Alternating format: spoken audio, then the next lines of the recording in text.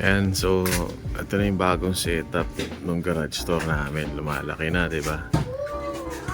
Ngayon, kailangan namin ng pan live selling. So, maggagawa na naman ako ng mga ganyan.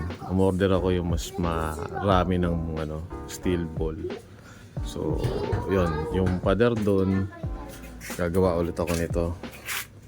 So, papakita ko na rin kung ano yung mga kailangan na gamit, lalo na itong mga to, mga sukat. Para sa mga kailangan din na nagbabalak na maggawa ng ganyan. Ayan, so ito yung kakabit natin. So, kita nyo, 9 ball yan. Nabili ko to sa Lazada. Tapos kailangan ganito, flat. So, ganito yung gagawin ko dito. Tinanggal ko yung luma kung medyo palpak na nagawa ako. Nakabit natin to. So, ito yung area natin na pan-live selling. Yung plano ko dyan, 8. Para meron kami malalagyan ng jacket. Malalagyan kami ng t-shirt. You can do it! So, ayan. Ito. Ngayon, presyo nito, ano bilhin natin ito? Mga nasa 40 pesos ang isa. Ganito. 40 to 45 pagkakalala ko. Depende kung may sale. Tapos, meron naman tig si 60 pesos yung 5 ball. Tapos nasa 80 pesos at isang ganito. May kasama ng screw. Ngayon, yung screw nito, 4-4 ang kailangan. So, etong pangalawang side ko, hindi na ako bumili ng screw.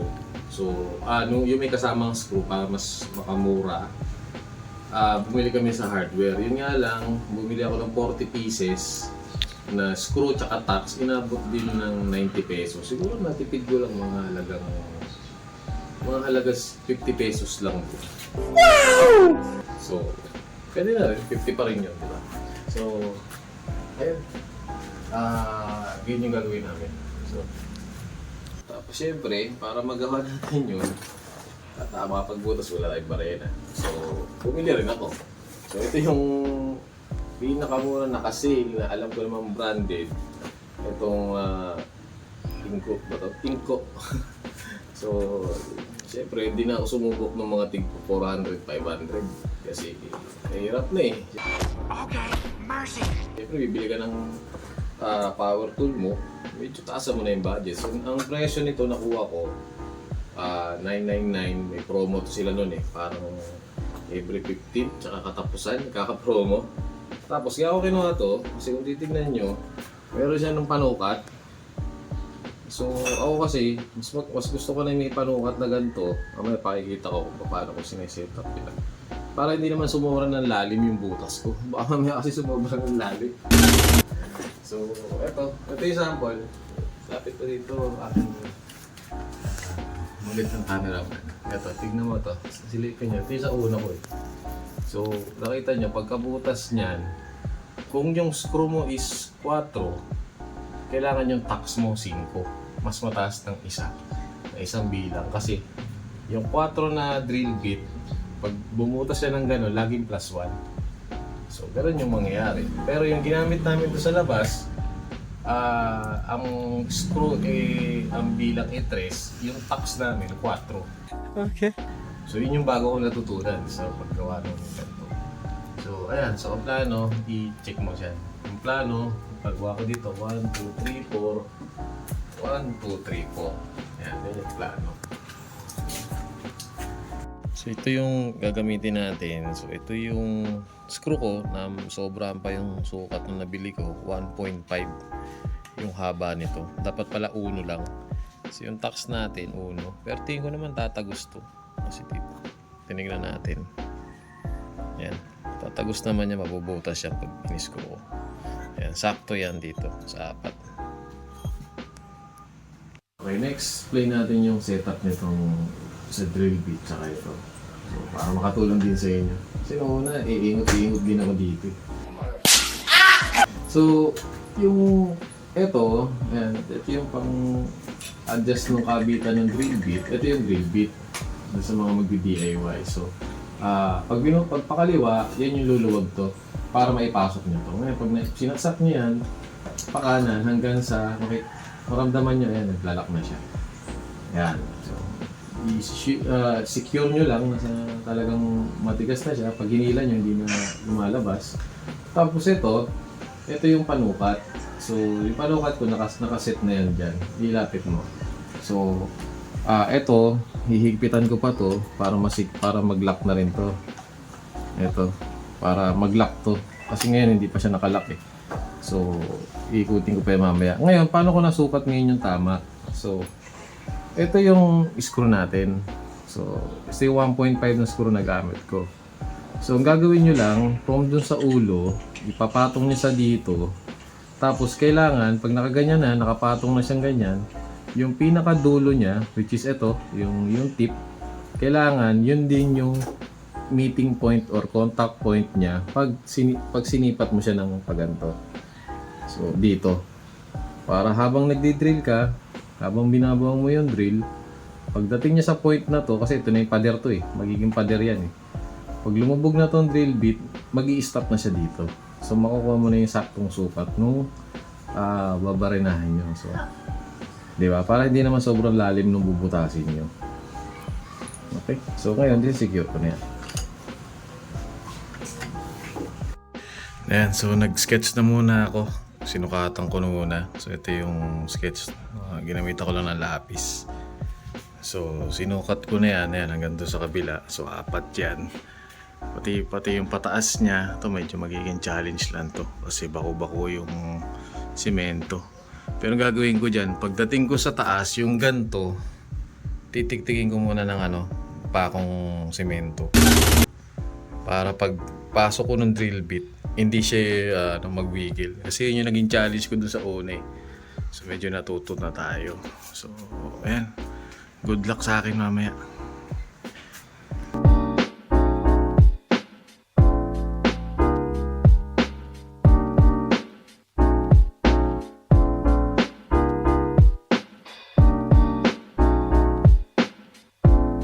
Ayan, nice one. Nakaisa na tayo. Nakaisa na tayo. So tama yung sukat ng screw natin, pati yung tacks, pati yung drill bit natin. So ayan. Medyo nangalay ako kasi nakakatakot din kasi tumuntong dito. Wala yung aking mabuting assistance eh. Okay, tuloy ko na to. Unahin ko muna yung mga nasa taas kasi sila yung may hirap eh. Okay, time's up. Stop it. Time lapse ulit.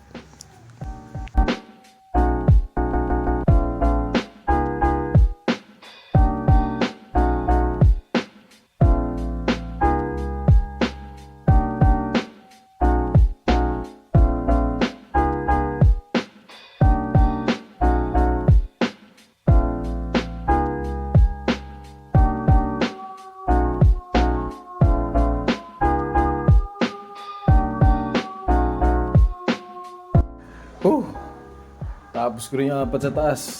Ayan. So, mga may experience nyo pag nagbabaril na kayo sa taas. So, may part kasi minsan, depende sa pader eh. Minsan may pader na katulad doon, matigas. Okay. Dito, medyo parang bahaw. Bahaw ba tawag doon? Medyo malambot. Pero ang ginagawa ko, pag naramdaman ko na pumasok yung drill bit, binibilis ako na pinipiga ko na maayos yung drill para bumilis na yung ikot. Mas mabilis siyang tumatagos. So ganun ginagawa ko. Tapos ngayon naman mas natagalan ako dun sa pagpihit ng screw ng mga yan. Di na masyadong kita dun sa dun sa timeline. Sa timeline tuloy. Sa time lapse. Pero sa totoo lang nakakangalay yung dalawa sa taas. Kasi di ba 4 yun? 1, 2, 3, 4. Yung dalawa sa taas, nakakangalay. Tapos, syempre, naka-over yung kamay ko. Pag binidrill ko, hindi naman 100% na diretso yun eh. Minsan may medyo naka-incline na gano'n, minsan may medyo napababa.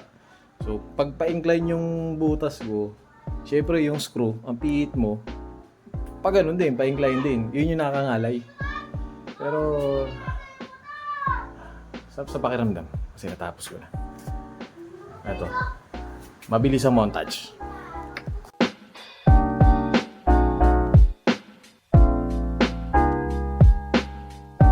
Okay, so tatlo na lang Ito lang yung babarena natin.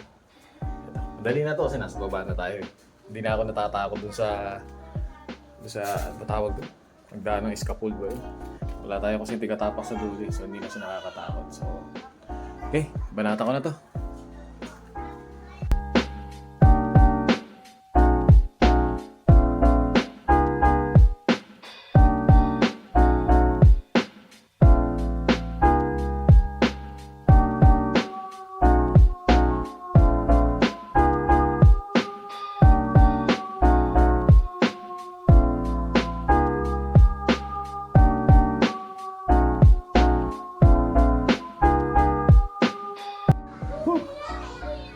Tapos din.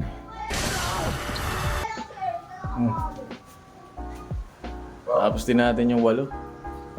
Ngayon, naka-encounter ako ng problema. Itong isang to. Ito. Itong isang to, ang problema ko dito, dito sa may bandang taas na to, hindi ko nailubog yung drill. What? Hindi ko maintindihan kasi sobrang tigas talaga nung nandun. Yung sa part na yun, talagang tinotodo ko na yung pihit dun sa trigger ng drill, tapos talagang dinidiin siya. Ayaw talaga. Siya lang yung nagbukod tangi. Ang kaganda lang kahit papaano, at least 1 inches pumasok. So ang gagawin ko na lang dito, papalitan ko to bukas, tapos bibili na lang ako ng 1 inches na haba ng screw. Yun na lang ang gagawin ko. Pero, so pa. Tapos din. Natanggalin ko na lang yung pako niyan. So, pero, eto, mabilis ang montage tayo.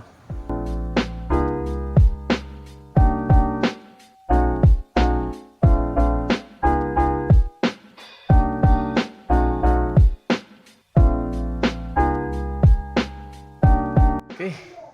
So, ayun na. Tapos din natin.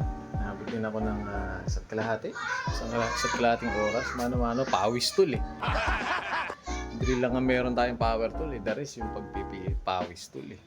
So, linisin ka lang ng konti. Pero papalinis ka pa to bukas pagdating ni partner. Nagaga-jogging siya eh. So, sasample lang ko to, sasabitan ko na to. So, ganito yung magiging tsura niya pag nalagyan na siya ng gamit. So, tignan natin.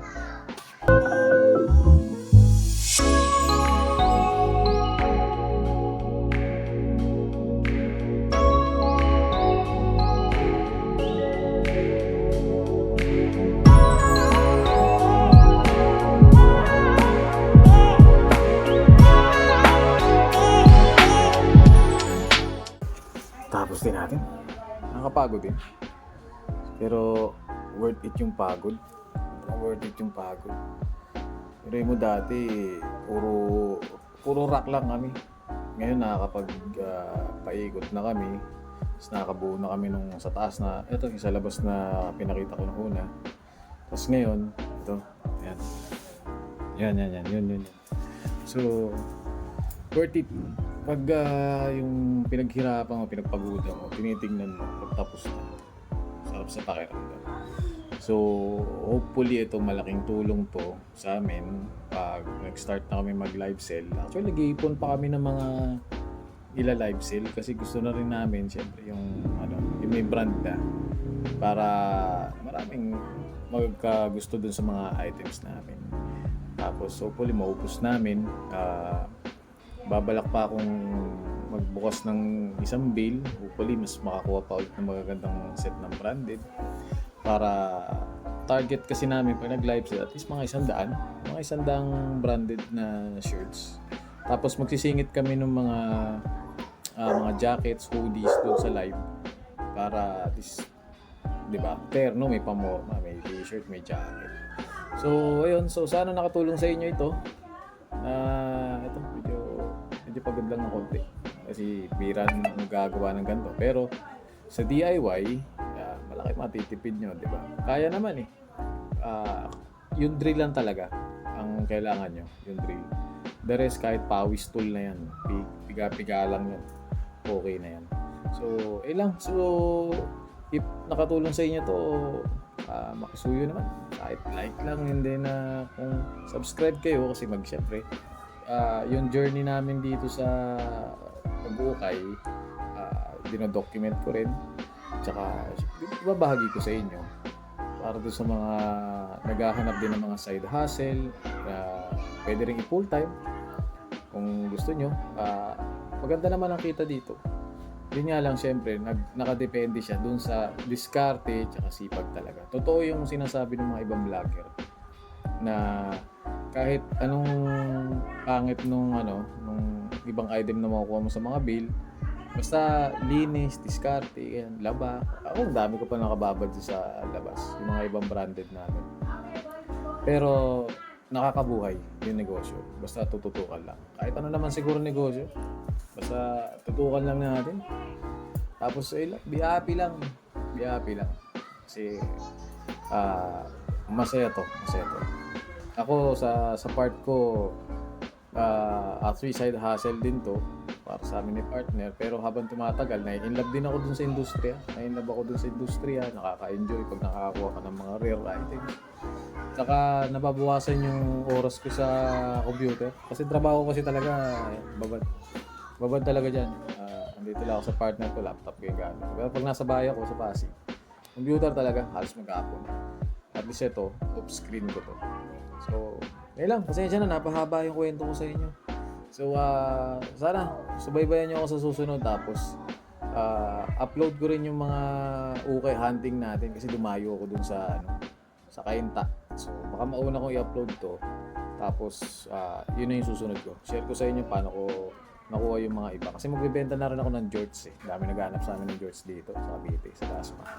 So, yun lang. So, please like and subscribe kung nagustuhan nyo to. And then may mga Facebook page kami. Si Trendy Blend.